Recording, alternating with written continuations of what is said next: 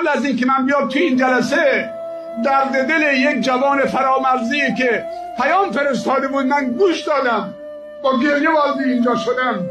دیگه سالهای سالی که من حسرت کمال ایمانم دارم میخورم. میخوام داماد بشم، یک همسر حلال پاک عفیف که مادر بچه هم باشه، رفیق زندگیم باشه، همدم و هم نفسم باشه. چرا به من زن نمیدن؟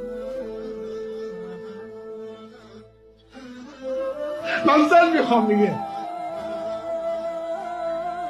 پدرها جنایتکار شدن، یک زن حلال میخواد، جوان میخواد، داد داره میزنه.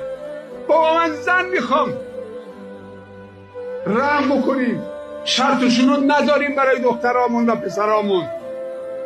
بعضی پدرها چپاولگر شدن، راهزن شدن. بعضی پدر خانما، پدر عروسا و مادر عروسا واقعا دزد سر گردنه هستن. چرا این همه بهانه میگذارید؟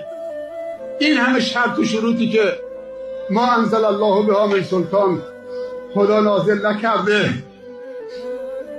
همین دخترتو نابود میکنید. ازدواج باید مثل آب خوردن باشه. باید بگردیم تو شهر، اگه دیدیم 4 تا جوان ازدواج نکردن تعجب بکنیم، بلا فاصله ترتیب بدیم.